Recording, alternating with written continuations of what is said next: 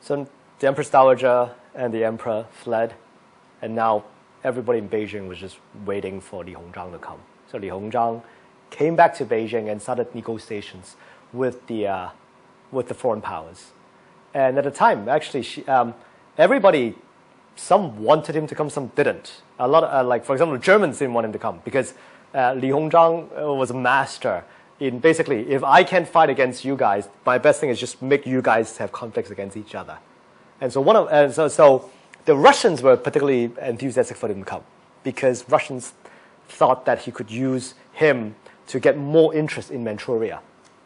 And so actually, when the Germans didn't allow Li Hongzhang to enter into Beijing, actually no, they didn't allow him to land in Tianjin. It was the Russians who let Li Hongzhang back in. And so Li Hongzhang and Prince Qing started to have negotiations with the foreign powers. And basically the idea is China didn't technically fight a war with you guys. It was really a disturbance of the Boxers. And the court was actually got kidnapped by people like Xu Tong, Gang Yi, Duan, Zhuang, whoever. So if we're not really fighting a war, we don't really have to give you any land. But you helped us to put down the bandits so we can pay you back for the troubles you've gone through.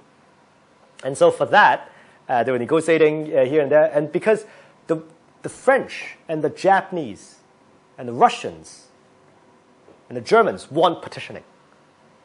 But the Americans and the British didn't. Because, again, Britain had 70% of the foreign trade with China. If it was partitioned, chances are they're not going to get 70% of China, right? So actually, if anything, it was a trade down for the Brits. And the Brits were a little bit, they were a bit stretched because they had to fight the war in South Africa. So the Brits used America as kind of like the representative of them to talk about why this is a bad thing. And obviously with Americans, they can have all these humanitarian reasons why partitioning China is not right. China should be kept as a whole and so on and so forth. And so at the end of the day, because of the powers, the Brits and the Americans prevailed. And so there was no partitioning because it wasn't a war. Actually, it's called the Final Protocol for the Settlement of the Disturbances of 1900. That's the treaty. It wasn't a treaty or whatever. But China, for the pagan anti-Christian, the Chinese for the anti-pagan Christian sin that they've committed, each Chinese person must pay back Christendom 1 tael of silver. So the population of China at the time was 450 million. Therefore, China had to pay back 450 million taels of silver. 1 tael per Chinese person. So that you will never do this kind of anti-Christian thing ever again. And it went to? And it goes to different countries. So you go to countries like, and it was... But not Japan, I would assume. In Japan. So Did they go to Japan? Pardon? They go to Japan. They go not to, a Christian. No, but like Christian, it's only a slogan, so to speak. And so that came up to about 20 to 30 times the actual loss, economic loss of the foreign powers. And you would... They paid, it was over 40 years. And one of the countries that did... So actually, the Americans actually were the first country to be like, actually, this is not right. We got overpaid. So it was like by 3 times, which is the least. And so it was actually, they actually sent the money back.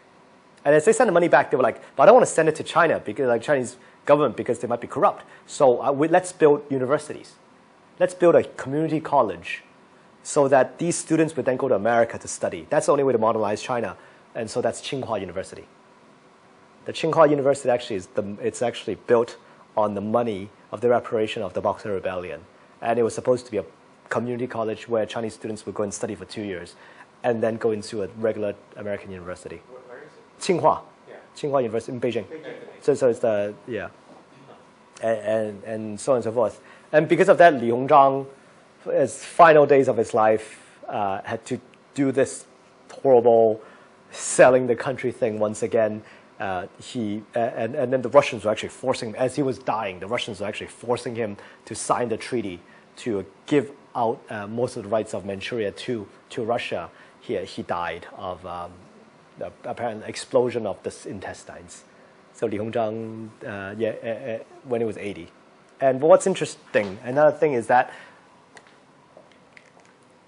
Zhuang was asked to commit suicide. He was executed. This was part of the deal. Because if it's not your country's fault, then it's the people's fault. It's like some of the officials' fault. Gang died already, but then his body had to come back out and to punish the body.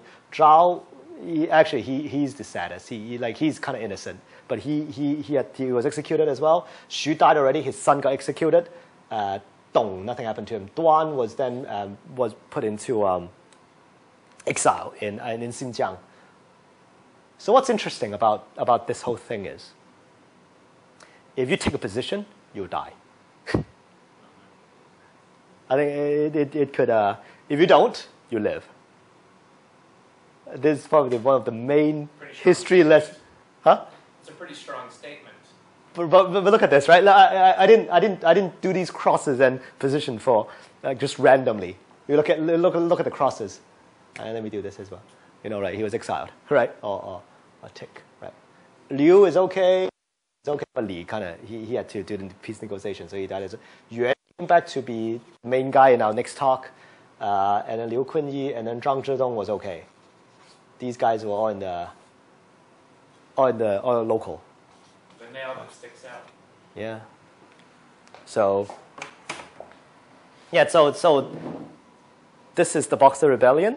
The next talk is going to be on the post-Boxer Rebellion, the reform of China, and how the Boxer Rebellion caused the Qing Dynasty to lose so much of their legitimacy. That's why it gave rise to the revolutionaries. So next time we're going to talk about the last 10 years of the Qing Dynasty. Yeah. Would that go, what are the... So 1901 to 1911, October 10th. So up to the revolution. Up to the revolution. So what I would do is, because actually the revolution happened on October 10th, or the coup d'etat happened on October 10th. The Qing government actually did not abdicate until February 12th. And most people actually would talk about that as one unit. I am going to do it a little bit differently. I'm going to talk about from 1901 to right at the revolution and stop. And then I'll do one more talk from how Yuan Shikai was asked back, and he pushed the Qing government over, and he then became the president. And so from October 11th, 1911 to 1916, when Yuan Shikai died, or a few months before he died, that period is actually the Yuan Shikai period, and I'll talk about that in that way. But up till today, this is the Boxer Rebellion. So, like everything else in history, very random, very violent, and quite pointless. I don't think I've got any. And we look at Empress Dowager. Empress Dowager, like the consensus is that she was dumb. Like she was smart for her whole life, but she was dumb at that period. But if you understand her dynamics on each side, she wasn't that dumb. Because she couldn't have been like, I'm not going to let the Boxers in. Because Prince Duan and Prince Zhuang had the armed forces in Beijing. And why did she kill all of those people, even right before she left? Because these people would be the potential allies of Guangxu. Guangxu must live, because only when Guangxu lives can she live. But she must strip out all the support that might be given to Guangxu. So both sides are gone, but she still prevailed until 1908. So